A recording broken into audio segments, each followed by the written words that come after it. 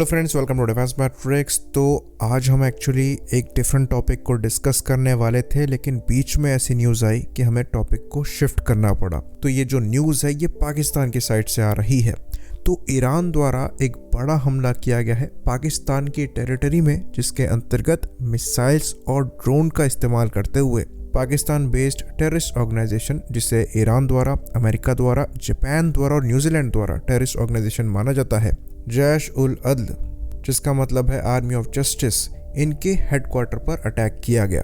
तो ये जो जैश उल अदल है ये एक सुन्नी सलाफी सेपरेटिस्ट मिलिटेंट ऑर्गेनाइजेशन है, जिनका गोल जो है ये सिस्तान और बलूचिस्तान प्रोविंस के इंडिपेंडेंस का है। तो ये एरिया ईरान के अंदर आता है और पाकिस्तानी बॉर्डर को टच करता है, जैसा कि आप इस मैप में देख सकते हैं। तो ये टेररिस्ट ऑर्गेनाइजेशन जो है ये पाकिस्तान के अंदर बलूचिस्तान से ही ऑपरेट करती है और ये रेगुलर अटैक करते रहते हैं ईरान के बॉर्डर गार्ड्स पे, इनके रिवॉल्यूशनरी गार्ड कोर पे, और इन्होंने बड़े बड़े हमले एग्जीक्यूट किए हैं, जिसके अंतर्गत एक साथ 10 से 12 ईरानियन सोल्जर्स को इन्होंने मारा है।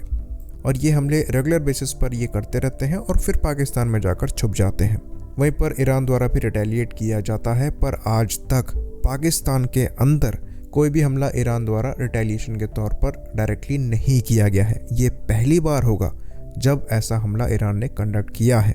और सबसे बड़ी बात, यहाँ पर मिसाइल्स और ड्रोन्स को इस्तेमाल किया गया है। तो सवाल यहाँ पर ये उठता है कि भले ही ईरान द्वारा डिक्लेयर्ड टेररिस्ट ऑर्गेनाइजेशन पर अटैक किया गया है, लेकिन पाकिस्तान के अंदर ये ड्रोन्स और मिसाइल्स कैसे भेज सकते हैं, वो भी so called advance Pakistani air defence के होने के बावजूद। सरप्राइजिंगली इस न्यूज़ के आने के ठीक कुछ समय पहले ही ईरान के जो फॉरेन मिनिस्टर हैं ये पाकिस्तान के केयरटेकर प्राइम मिनिस्टर से दावोस में वर्ल्ड इकोनॉमिक फोरम में मिले थे। और उसके कुछ देर बाद ही ये न्यूज़ आती है कि पाकिस्तान के अंदर ईरान ने हमला किया है। और इंटरेस्टिंगली इस हमले की जो न्यूज़ है इसके आने के 9 घंटे पहले ही पाकिस्तान एयरफोर्स के डीजीपीआर ने एक वीडियो रिलीज किया था, जहां पर इन्होंने ये बताया था कि पाकिस्तान एयरफोर्स अपने एनिमीज को कैसे चेकमेट करती है।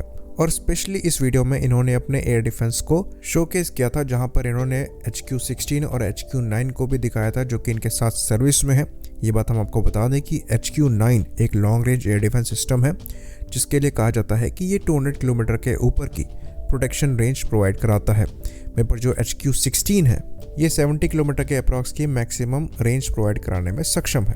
बाकी इन्होंने ये भी शोकेस किया था कि इनके पास YLC-8 रेडार भी है, जो कि चाइनीज़ रेडार है, जिसके लिए कहा जाता है कि ये 500 किलोमीटर के अप्रॉक्स की डिटेक्शन रेंज के साथ आता है। तो इतना कैपेबल एयर डिफेंस सिस्टम होने के बावजूद ईरान द्वारा मल्टीपल ड्रोन स्ट्राइक करी गई, मिसाइल स्ट्राइक करी गई और पाकिस्तान द्वारा कुछ नहीं किया जा सका। और जब हम ये वीडियो रिकॉर्ड कर रहे हैं अभी तक पाकिस्तान की साइड से कोई भी स्टेटमेंट नहीं आया है। बाकी रिटेलिएशन हुआ है या नहीं हुआ है इसके बारे में आज ही पता लगेगा, पर जब हम ये वीडियो रिकॉर्ड कर रहे हैं अभी तक कुछ भी नहीं हुआ है, स्टेटमेंट तक नहीं आया है। बाकी डिटेल की बात करें तो ये कहा जा रहा है कि ये अटैक मोस्ट लाइकली बलूचिस्तान के पंजकुर डिस्ट्रिक्ट में हुआ है, जो कि ईरान बॉर्डर से ऑलमोस्ट 100 किलोमीटर की दूरी पर है। यानी कि ये प्रॉपर पाकिस्तान के अंदर अटैक हुआ है।